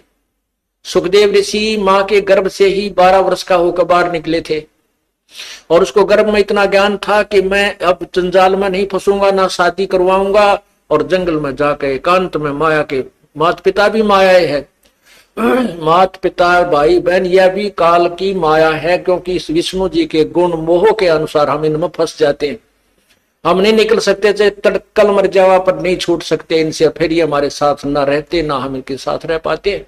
तो इस तरह का ज्ञान तो उसको था। उसने मां के पेट से निकलते ही अपनी और नाल को भी कंधे पर डाल ली और व्यास जी कहते हैं बेटा मुझे दर्शन दे जा, बेटा मुझे दर्शन दे जा। अरे दर्शन तक दे दे, तेरी 12 साल बाट देखी हमारा छोरा होएगा। तो दूसरी तरफ मुंह किए हुए कहता है कि व्यास जी ना जाने कितनी बार तू मेरा बेटा और मैं तेरा बाप हो लिया, ना मेरा कितनी बार मैं तेरा बेटा तू मेरा बाप हो लिया। ये तो बूंदा जंजाल है, मैं ना देखूं थारे का ना कदे, मेरी भी मैं ना फंस जाऊं। फिर उसने शादी नहीं कराई, शादी भी नहीं कराई और फिर पिछले जन्म की जो बैटरी चार्ज थी, आकाश में भी जाने लगा, उड़ भी जाता था, सारा कुछ करता था, लेकिन तत्व ज्ञान नहीं था। अभिमान जो का तो जब विष्णु भगवान ने ये कहा कि जाओ राजा जनक से उपदेश ले लो, अभिमान हो गया, कट गया। ने बोला राजा जनक गृहस्थी बाई और कैसे शीश निभाऊं जाई। हम सुखदेव बोले ज्ञान विवेक का अपनी तरफ से बड़ी बुद्धि से बात करी, विवेक के साथ क्या कहता है, हमने स्त्री का मुंह भी ना देखा। यानी राजा जनक को वो घटिया मान रहा था अपने से, क्योंकि वो शादीशुदा है। इसके बारे में बताते हैं, 5 एक नारी त्याग दीनी, 5 नारी गैल वे। ये काम क्रोध मोह लोभ अहंकार ये भी तो माया है त्रिगेला, इनको त्याग बेटा। जब जब तू त्यागी बनेगा, केवल एक स्त्री को छोड़कर भाग जाने से तो मोक्ष प्राप्ति नहीं कर सकता। अर्थात परिवार त्यागन मात्र से तेरा कल्याण नहीं है। परिवार में रहे, अपनी भक्ति कर, बच्चों को भी ला लाइन पे। जब पिताजी सत्संग में आता है तो बच्चे तो अपने आप आएंगे, उनका तो और दिल खुलेगा। अब कई बहन ज्यादातर ये परेशानी होती है उनके जीने कि हमारा पति नहीं मानता, बच्चे भी डर छुप कर कभी दाव लगा कर आते हैं, और पिता आ जाते कहना है कि माँ भी गेल हो जाए, तो बच्चे तो अपने आप आ ही जाते हैं। जैसे रंग में हम रंगेंगे रंग जाएंगे। ये तो कहते हैं ये वैराग नहीं है, वैराग है, वैराग नाम है त्याग का 5-25वां। ये सारे शरीर में और इसी में हम रहे, इसका नाम वैराग है। कैसे है कि एक सीप बनती है, सीप में मोती बनता है, एक कीड़ा होता है, सीप एक जीव है।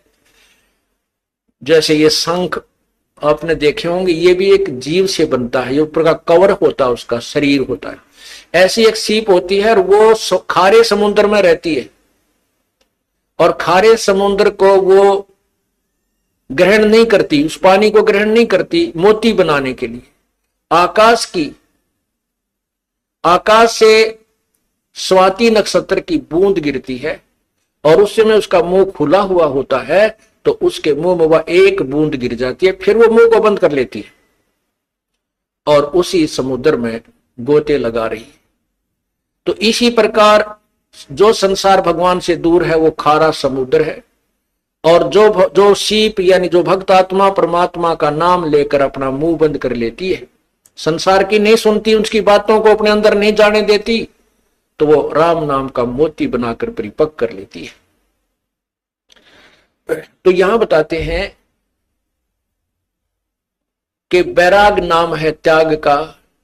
नो त्याग करना, किसी की सुननी है नहीं, कोई कम में बांटा कहें जाओ भाई तुम अपने राजी हम और भक्ति करे, ये है त्याग वास्तव में। ना किसी का बुरा माने, कोई गलत कर रहा कह ले भाई तेरी इतनी सोच है, और अपने उद्देश्य से दूर ना हो, उसे वंचित ना हो। फिर क्या बताते हैं, परमात्मा के पाने की विधि। जैसे सूरज के आगे बदरा, ऐसे कर्म छयारे, प्रेम की पवन करे चत मंजन, जल के तेज नयारे। ओए होए, अब वही पॉइंट आ जाता है कि सूझे नहीं सजन सुख सागर, बिना प्रेम बैरागरी। जब तक हमारा प्यार हमारे हृदय में रोना अपने भगवान के प्रति नहीं जागता, तब तक हमारे बीच में कोई मैल शेष है। और उस मैल को हटाने के लिए, उस मैल को कम करने के लिए ये सत्संग रूपी, ज्ञान रूपी, 5 यज्ञ रूपी सुमरन, ये सभी व्यवस्था उस मैल को काटने की ही दे रखी है। ये जितना कटता जाएगा उतना प्रेम, परमात्मा में प्रेम आपका बढ़ता चला जाएगा।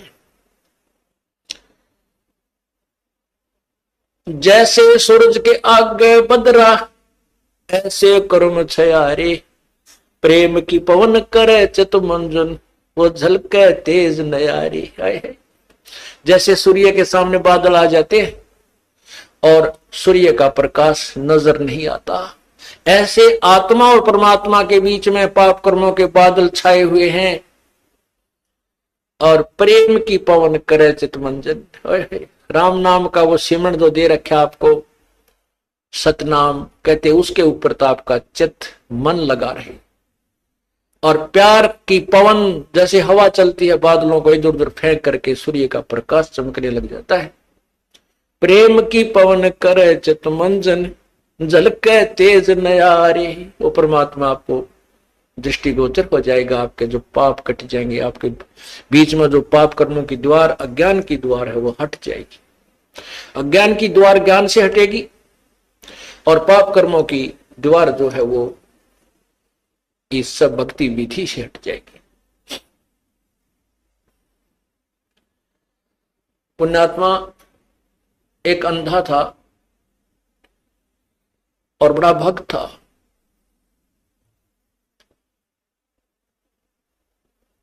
बड़ी साधना करा करता था। एक बार उसको दस्त लग गए, पेचिस लग गए, उसको लूज मोशन हो गए। और लूज मोशन इतने हो गए, उम्र भी उसकी अच्छी हो गई थी, 60-70 के आसपास। इतने लूज मोशन हो गए कि वो समझ गया ना कोई दवाई काम करे। तो उसको पता लग गया कि अब तेरा जाने का टाइम आ गया है, अब नहीं रह पाएगा। इस दृष्टिकोण से उसने सोचा यहाँ क्यों दुखी करा, कोई एक आधा व्यक्ति टूटा फूटा हुआ है, युवा कपड़े धोने में लग गया रहा है। तो उसने सोचा कि जंगल में जाकर के इस शरीर को त्याग दूंगा, वहीं मर जाऊंगा, 1-2 दिन में भूखा भूखा प्यासा, दस्त लगी रहे हैं, खत्म हो जाऊंगा, और वहां इस 100 को कोई पशु पक्षी खा पी लेंगे, उसको उनका उद्धार हो जाएगा। इस दृष्टिकोण से वो महात्मा जंगल में बहुत गहरा चला गया, बहुत गहरा, और मेन रास्ते से भी हटकर जानबूझकर ऐसे सर्प तरफ निकल गया, नूला ठीक है लालू का पति जंगल के बीच में, वहां कहीं आसपास कुछ भी नहीं।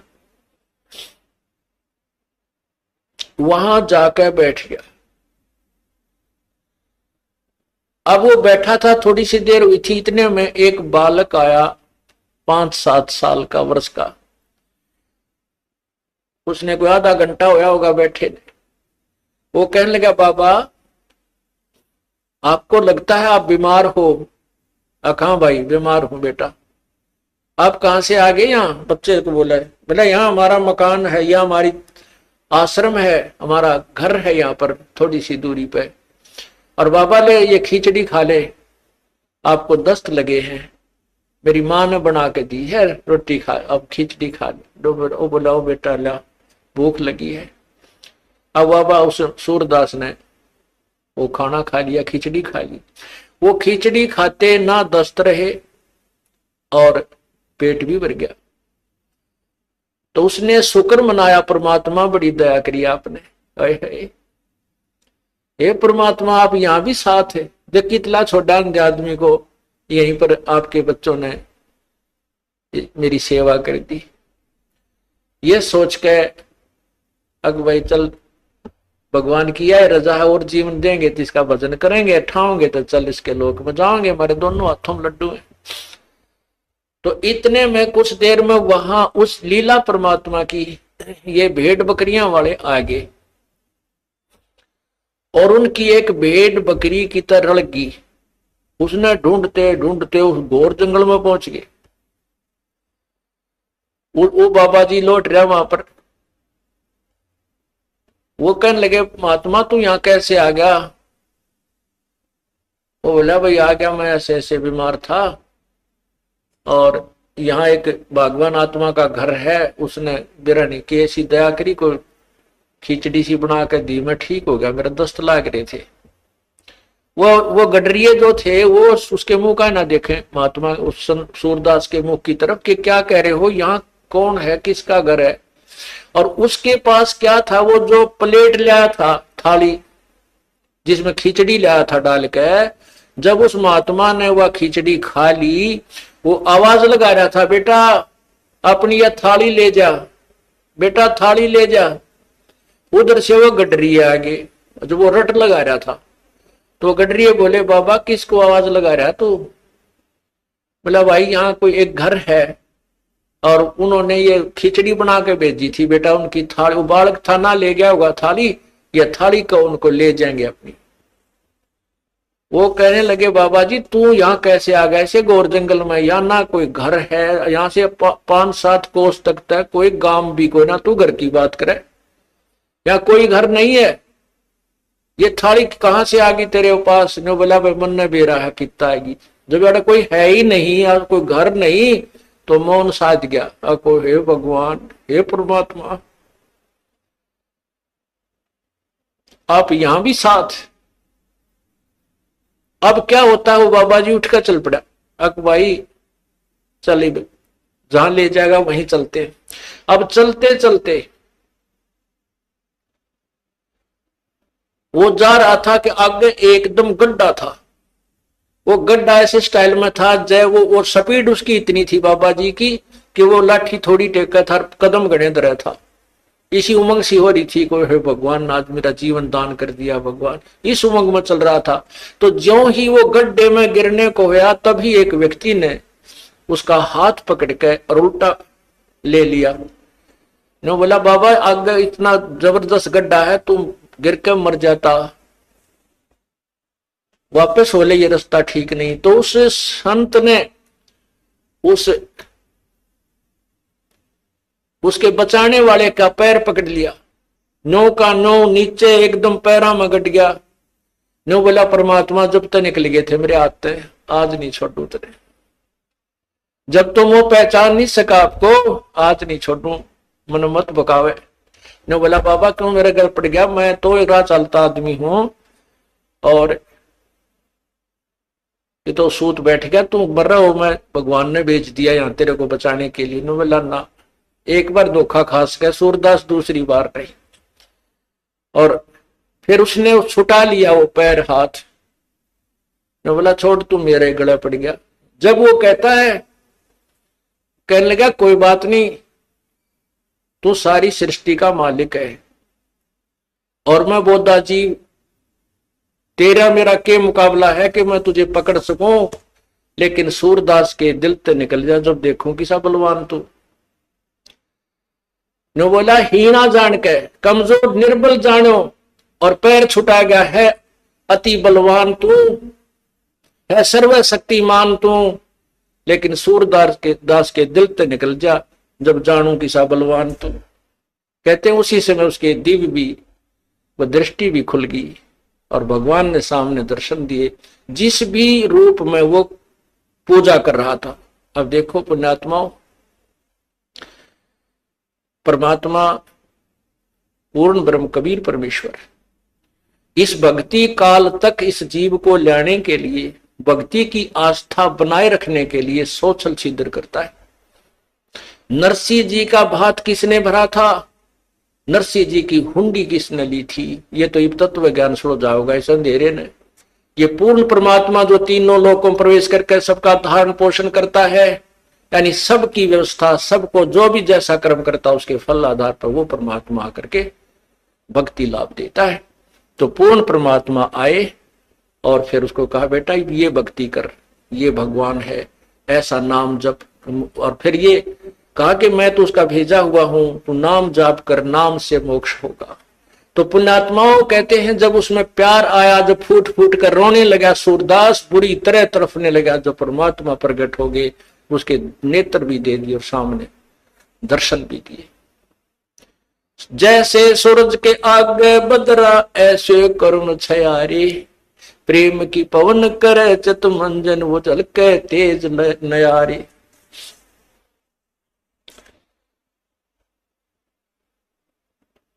कहते हैं बिना प्रेम पावे नहीं चे करोड़ समाधि ला।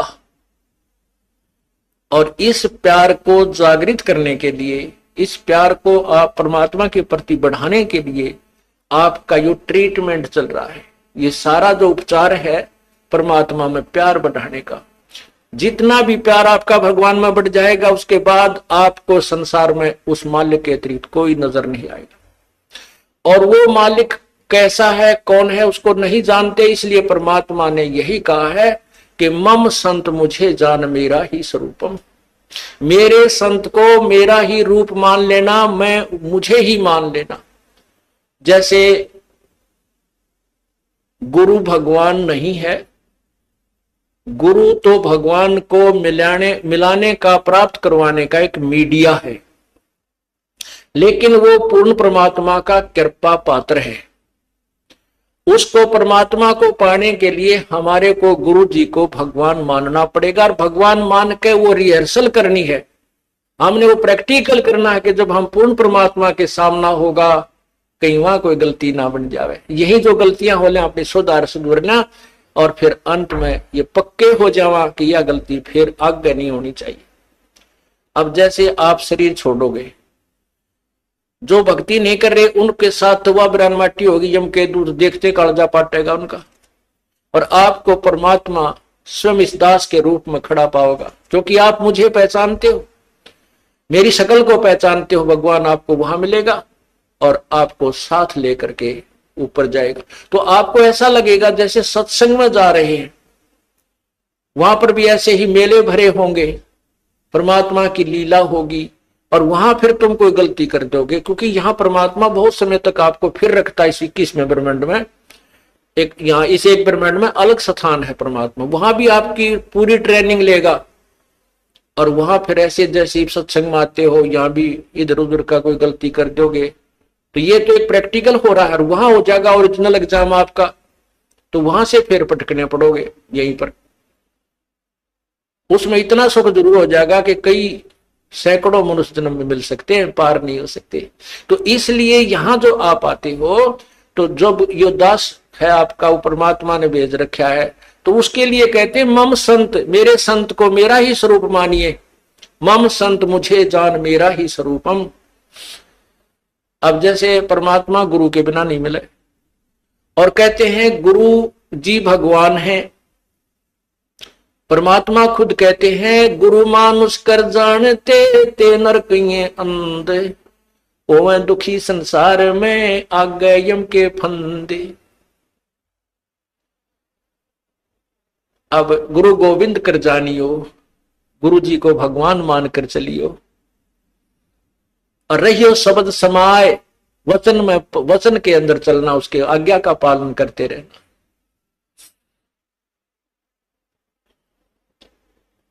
गुरु की आज्ञा आवही, गुरु की आज्ञा जाव, कह कबीर सो संत है आवागमन साय। तो यहां हमने जैसे एक मैथमेटिक्स के अंदर गणित में एक प्रश्न आता है ब्याज का, तो उसमें मूलधन निकालना होता है, और मूलधन निकालने के लिए पहले हमने दर कैलकुलेट करनी पड़ती है। तो उसमें मूलधन मानना पड़ता है 100 रुपए, हालांकि वो 100 रुपये मूलधन नहीं है, लेकिन वो मान्य पार पड़ेगी। वो करोड़ों की अमाउंट का जो मूलधन, वास्तविक जो धन है हमारा, वो 100 रुपये मूलधन मानकर ही हम उसको प्राप्त कर सकते हैं, और कोई तरीका नहीं। तो उसमें मान लीजिए मूलधन 100 रुपये, 100 रुपये मूलधन मानकर फिर हमको उसको ओरिजिनल मूलधन को प्राप्त कर लेंगे, जो करोड़ों की संख्या में। तो वो परमात्मा को पाने के लिए गुरु जी उस परमात्मा जैसे परमात्मा नहीं है, लेकिन आपने परमात्मा मानना पड़ेगा, ताकि आपकी रिहर्सल ठीक चले जा, ताकि आप ये सोचो कि जब भगवान के सामने हम जाएंगे, जिसके इतने गुण सुनते हैं, और उस परमात्मा से हम मिलना चाहते हैं, वह हमारा कैसा शिष्टाचार हो, कैसा बोलना चालना हो, कैसा व्यवहार हो, कैसा उमंग हो। अगरीब कबीर साहब आपके सामने आ जाए, आपने इतना गुण सुन रखा है, तो एक दूसरे के ऊपर का पड़ के उनके चरणों ने छुआ है, और मतलब नु सोचा जानो मेरी बारी कब आवे। शिष्टाचार नहीं, एक दूसरे के ऊपर नहीं गिरना, मतलब एक दूसरे से आगे पहुंचने की होड़ लगे, और नहीं तो दूर से नोएडी ठाठा के देखें, वह खड़े भगवान, वह खड़े भगवान। और यही उमंग आपकी इस दास को जब देखें, ये आप पर बन जाएगी। यू ज्ञान ऐसा है कि आपको फिर कुछ भी दिखाई नहीं देगा, यू दास दिखाई देगा, और तब आपका प्रेम परमात्मा में दृढ़ बन जाएगा। आपकी यहां जो भी है, ठीक है, संतान संपत्ति जो भी है वो आपको अस्थायी नजर आएगी, और हम यहां अपना कर्तव्य करने आए हैं, ये भी पूरा करना है। तो इस प्रकार जैसे हम माता पिता की, जैसे बच्चों की परवरिश करते हैं माता पिता बचपन से, कितने प्यारे लगते हैं छोटे छोटे बच्चे। और उनको अब आप वो भूखे रह जाते हैं, बच्चों को उत्तम आहार कराते हैं, उत्तम अच्छे कपड़े पहनाते हैं। और जब वो बड़े हो जाते हैं, ब्याह शादियां हो जाती है, तो माता पिता उनसे उतना ही प्यार चाहते हैं जितना वो बचपन में दिया करते थे। अब हम उतना प्यार उनको नहीं दे पाते, ये भी हम पाप कमा लेते हैं। बूढ़े आदमी ने कुछ नहीं चाहिए, सारे शौक खत्म हो जाते हैं उसके बुढ़ापे में। और हमारे भक्त बीड़ी शराब मांस तंबाकू को मुंह त्याग देते हैं तो बिल्कुल नहीं छूते, वो केवल प्यार के भूखे होते हैं। बुजुर्ग आदमी को, माता पिता को, दादा दादी को, बाहर से आते हो या सुबह उठते हो, सत साहेब बोले, और प्यार तेनो बाहर से भी आते हो, चाहे आपका किसा मूड ऑफ है, अपने माता पिता से कहे माँ ठीक हो, पिताजी ठीक हो, उनका आड़े गदगद आत्मा हो जाती है। और पिताजी बोला छोरा मुंह चुड़ाओ करनो चल पड़ा, तो उसकी दूना रोना बढ़ जाता है। तो पुण्यात्मा, हमने अपने बुजुर्गों की हृदय से सेवा करनी है, बुराइयों से बचाना है, हुक्का नहीं पहना उनको, शराब नहीं पिलानी, चाहे मरे चाहे जीवे, प्यार दो, अच्छा भोजन कराओ, अच्छे कपड़े पहनाओ, प्यार से रखो। तो इसी प्रकार हमने हर कर्तव्य को पूरा करते हुए हम तभी हंस बनेंगे, तभी हम संत बनेंगे, भक्त बनेंगे, जब हम हर प्राणी के प्रति उतना ही प्यार रखेंगे। और वो प्यार सबके एक से द्वेष बनाए रखें घर में, तो प्यार कैसे रहेगा, भगवान में भी ना रहे वो। तो इसलिए हमने धीरे धीरे सब में नॉर्मल प्यार बढ़ाना है और विशेष प्यार परमात्मा में रखना है।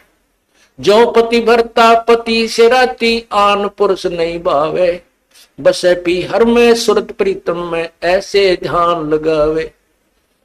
जैसे लड़की अपने घर चली जाती है शादी के उपरांत, तो उसका विशेष लगाव अपने पति में हो जाता है, बहुत लगाव हो जाता है, और वो एक पल भी उसे नहीं भूल पाती है, लेकिन किसी को शो भी नहीं करती है, माता पिता को भी प्यार देती है, भाई बहन को भी, और अपना काम भी करती रहती है। लेकिन जो विशेष कसक उसके अपने पति में होती है, पति भरता स्त्री की, कहते हैं ऐसे ही हम यहाँ इस संसार में रहेंगे, अपने परिवार में, ये हमारा मायका समझो, और हमने ससुराल चलना है अपने पति परमात्मा कबीर परमेश्वर को ऐसे पल पल में याद रखना है। जो पति भरता पति से राती, आन पुरुष नहीं भावे, बसे पी हर में सुरत प्रीतम में, नो कोई ध्यान लगावे।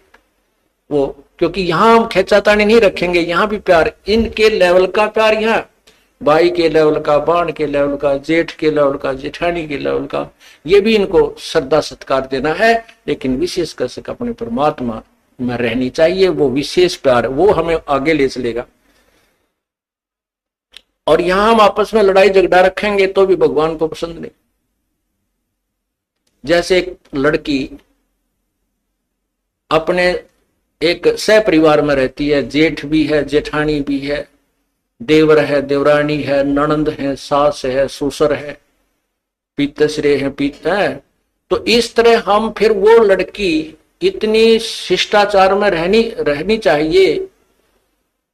अपने पति से तो प्यार है ही है, वो तो बिल्कुल उसमें को नो डाउट, क्योंकि उसका और उसका आजीवन का संबंध है।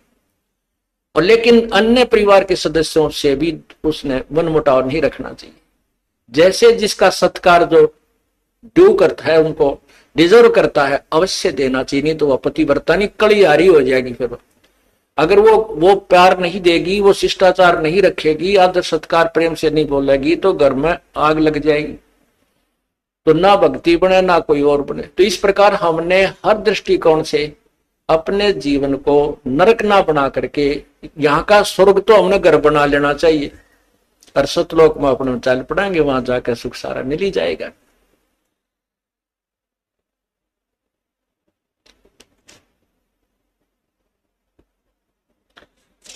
इस प्रकार हमने अपने इस जीवन को सुचारू करना है और परमात्मा प्राप्ति करनी है। सत्संग में आने से बहुत लाभ बताया है। कहते हैं संत मिलन को जाइयो, दिन में कई बार, आसौज के मेह जो ये घना करें उपकार। आसौज का मीह पहले सिंचाई नहरों से नहीं थी, ना कोई ट्यूबवेल्स थे, परमात्मा पर आश्रित होते थे। तो उसमें आसोज में जो मी बरसता था, वर्षा होती थी, वो पहले वाली फसल को, जो ईबो रखे बाजरे ज्वार ज्यादा बोया करते थे, उसको तो परिपक्व करती थी। और नेक्स्ट, क्योंकि चने ज्यादा बोते थे, और उसके लिए कहते हैं आगे की सिंचाई का भी काम कर जाती थी। तो अब जो पुरानी फसल यानी पुरानी आल, पुराना जो आपके अंदर भक्ति संस्कार थे, अब ये सत्संग, संत का जो सत्संग है, उस पुराने जो सत्संग जीवन को तो आपको परिपक्व कराएगा, सुचारू रखेगा, इसमें कोई आपत्तियां आनी है उनमें भी टालेगा, ये परमात्मा का नाम, और आगे के लिए भविष्य की तैयारी करवाओगा। इसलिए कहते हैं संत मिलन को जाइयो दिन में कई कई बार, आसौज के मेह जो ये घना करे उपकार। तो पुण्यात्माओं, सत्संग में आने से आपका उद्धार होगा। आप भी आवे और भी जहां तक पार बसाओ सबको समझाने की चेष्टा करें, और सच्चाई से परिचित कराना हमारा फर्ज बनता है। हम किसी के मित्र हैं और उस मित्र को इस मार्ग पर नहीं ला सकते हैं, तो उस मित्र से मित्रता मत रखिए। वो मित्र तेरी जान का झाड़ बन जाएगा और आपको ले डूबेगा। ऐसे बहुत से भक्त हमें मिले, फिर वो आखिर में उन्होंने ये बात स्वीकार करनी पड़ी, या तो मित्र ही भक्त बन गया ना, नहीं, वो मित्रता नहीं रही, औपचारिकता रहेगी, हृदय से मित्रता नहीं रही। अब मित्र तो हमारा एक ही है, कबीर परमात्मा। अगर हम उससे मित्रता करेंगे, तुमेव बंधु च सखा तुमेव, तुमेव माता च पिता तुमेव, तुमेव बंधु च सखा तुमेव, तुमेव विद्या च दृढ़ तुमेव, तुमेव सर्व मम देव देव।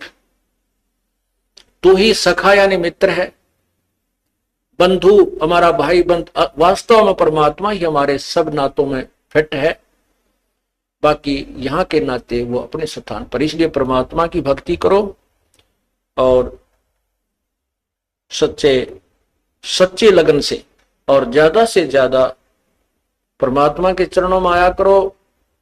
ये 3 दिन की जमानत तो करवाए लिया करो काल पे, परमात्मा पे, और 3 दिन आकर भगवान का ये गुणगान समझाया करो। तो किरा क्या जन्मा का घाटा है जिसमें हम जुड़े हुए हैं। अर्ज करा करो भगवान हमें समय दे, हम जा सकें अपने परमात्मा की महिमा सुनने के लिए। रोया करो कभी उनके चरणों में पड़ के वहीं पर, तो वो जमानत लेगा तभी आन देंगे आपको, ना काल नहीं छोटा ही। अब इस घाटे में जोड़ रहा है, फिर तेली का बैल बना देगा, गधा बना देगा, फिर वहां नहीं छूटना। तो अब हम प्रयत्न कर सकते हैं, अब हम छूट सकते हैं। परमात्मा का सहारा है, हमारे पास ज्ञान है और फिर सच्चा नाम है।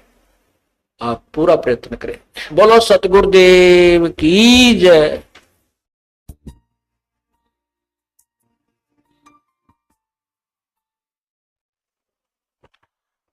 कर जोनू विनती करूं, धरूं चरण पर शीश, गुरु राम देवानंद जी महाराज ने दियो नाम बख्शीश। कोटि कोटि सिजदा करूं, कोटि कोटि प्रणाम, चरण कमल में राखियो, मैं बंदी जाम गुलाम।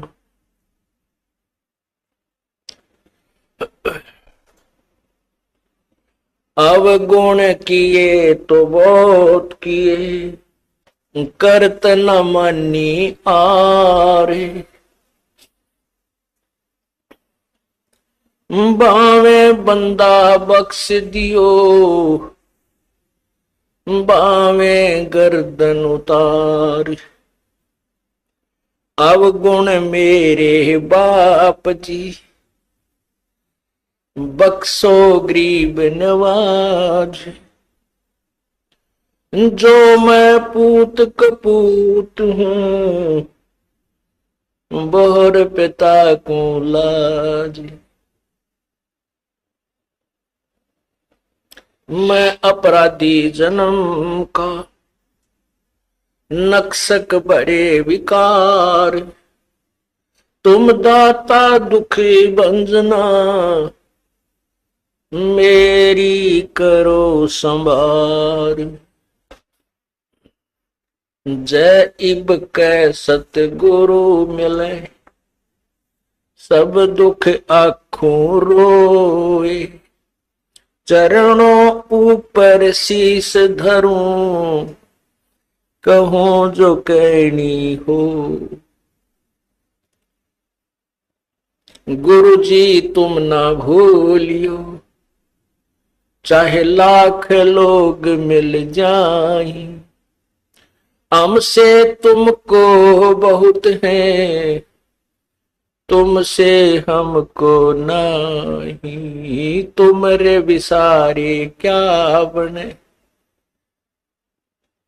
मैं किसकी शरण में जाऊं।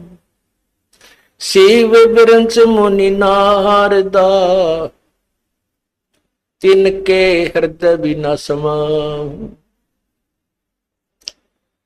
बंदी छोड़ दयाल जी, तुम तक हमारी दौड़, जैसे कागज हाज का, सोजत और न ठोरे। बंदे तू कर बंदगी, बंदे तू कर बंदगी, जय चावे दीदार।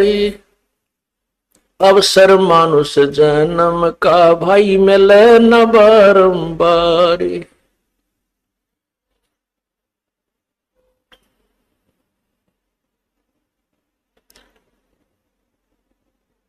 मानुष जन्म पाके, जो नहीं रटे हरि नाम, भाई जैसे कुआ जल बिना फिर, वो बनवाया क्या काम। लूट सको तो लूटियो, राम नाम की लूटी, पीछे फिर पछताओगे, प्राण जाएंगे छूटे।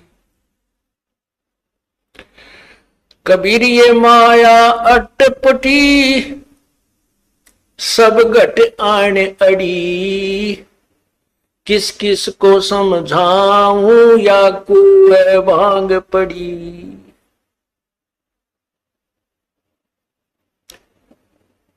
राम नाम कड़वा लागे, ये मीठे लागे दाम, दुविधा में दोनों गए, भाई माया मिली ना राम।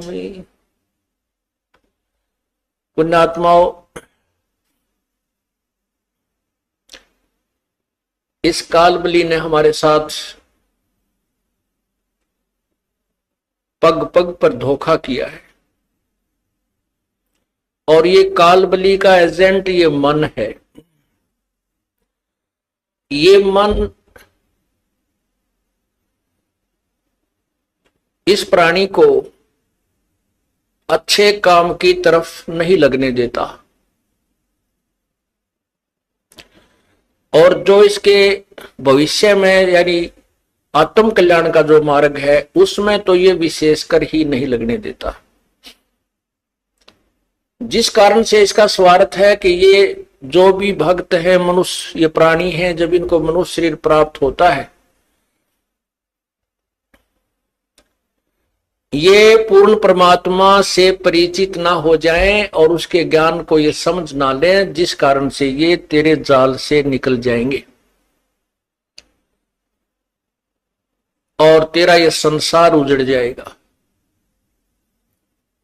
क्योंकि काल भगवान को 1,00,000 मानव शरीरधारी प्राणियों के सूक्ष्म शरीर में पूरे जीवन में जो वासना वो इकट्ठी करते हैं, उसको तपतशिला पर भून कर,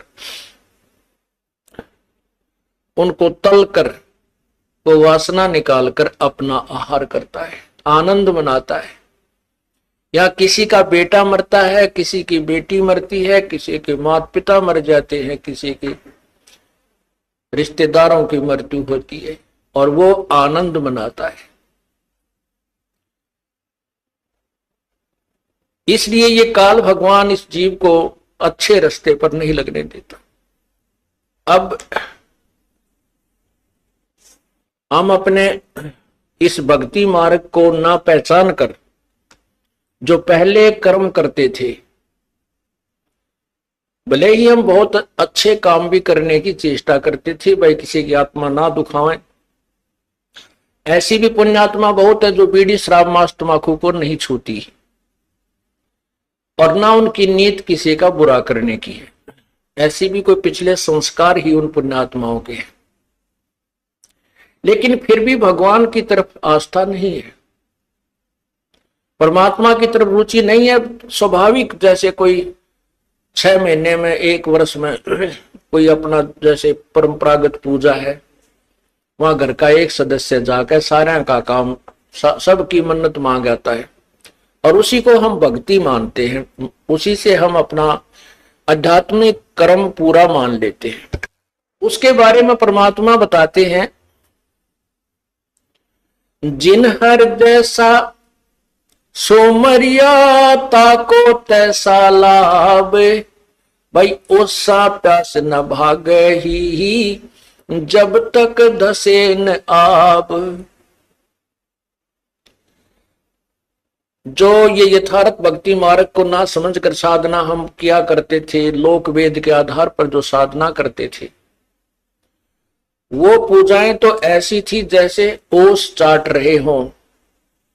ओस के चाटने से प्यास नहीं बुझती, प्यास बुझेगी गट गट 2 गिलास ठंडे पानी के पिए जाएंगे। इसका उदाहरण ये है कि जो साधना हम करते हैं वो तो ओस चाटने तुल्य है, और जो यथार्थ ज्ञान सत्य भक्ति को समझकर तत्व ज्ञान के आधार से हम सत्य